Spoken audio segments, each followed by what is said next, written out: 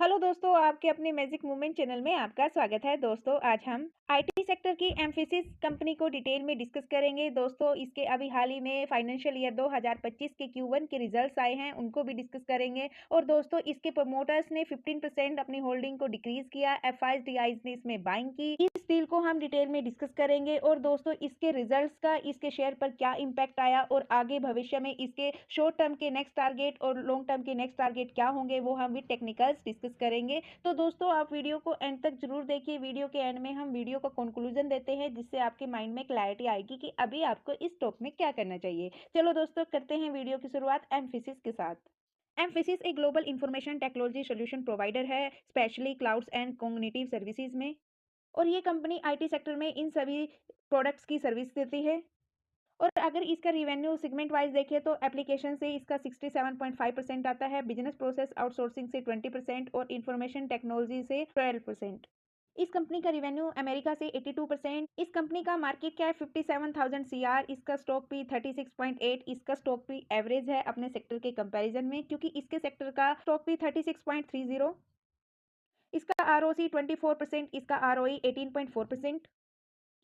इसके financial year 2025 के Q1 के रिजल्ट्स को डिस्कस कर लेते हैं, वाई ऑन वाई बेसिस पर भी और Q ऑन Q बेसिस पर भी। तो दोस्तों, इसकी सेल्स 5% के साथ अप गई वाई ऑन वाई बेसिस पर। लास्ट जून क्वार्टर में 3200 की थी और अभी 3400 की। और Q ऑन Q बेसिस पर भी थोड़ा सा अप गई। और इसका इबिटा 5% के साथ अप गया वाई ऑन वाई बेसिस पर। इसके प्रॉफिट मार्जिन लास्ट जून क्वार्टर में 587 के थे और अभी 619 के। और नेट प्रॉफिट भी 2% के साथ अप गया वाई ऑन वाई बेसिस पर। लास्ट जून क्वार्टर में 396 का था, अभी 405 का। और Q ऑन Q बेसिस पर भी इसका नेट प्रॉफिट अप गया, लेकिन प्रॉफिट मार्जिन इसके क्यू ऑन क्यू बेसिस पर थोड़े से डाउन गए। और अर्निंग पर शेयर भी 2% के साथ वाई ऑन वाई बेसिस पर अप गया और क्यू ऑन क्यू बेसिस पर भी अप गया।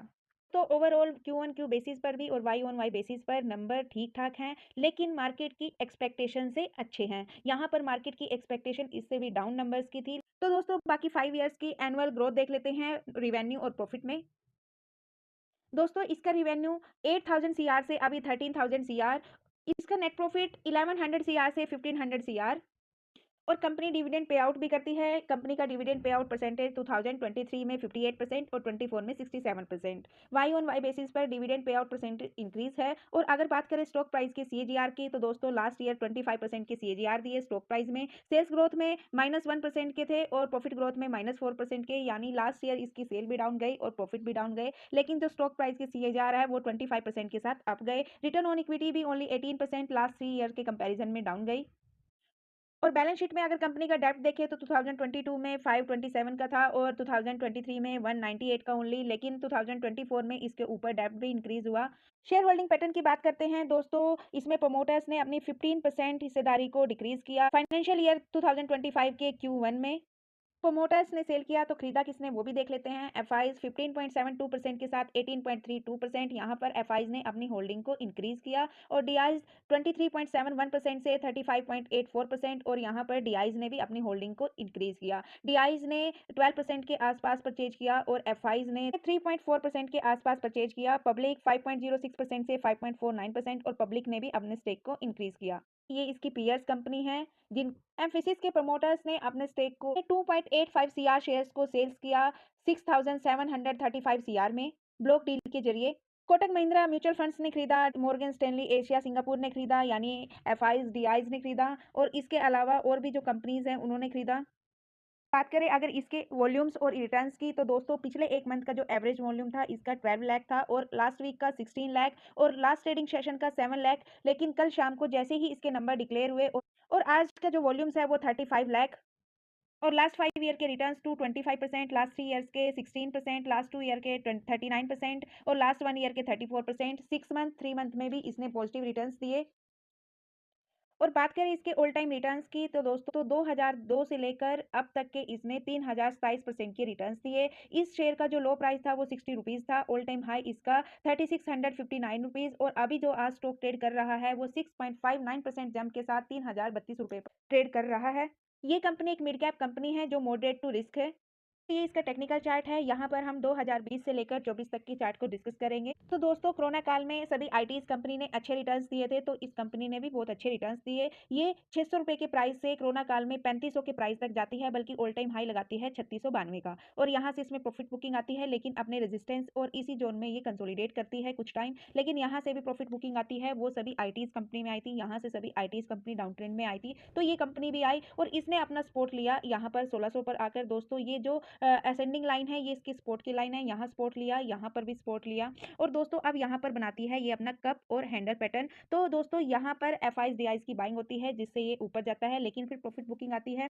और दोस्तों, ये कप और हैंडल पैटर्न एक बुलिश पैटर्न है, और जो कि इसके नंबर्स ने भी आज इसको सपोर्ट किया। इसके नंबर भी मार्केट की एक्सपेक्टेशन से अच्छे आए। और दोस्तों, इसने आज इस कप और हैंडल रेजिस्टेंस को भी ब्रेक किया, यानी 251 रुपए का इसका ये आज रेजिस्टेंस था, जिसने इसको ब्रेक किया। अब बन गया है इसका फर्स्ट सपोर्ट। और जो अब इसका रेजिस्टेंस रहेगा वो 3515 का रहेगा, और जो सेकंड सपोर्ट रहेगा वो 2095 का रहेगा।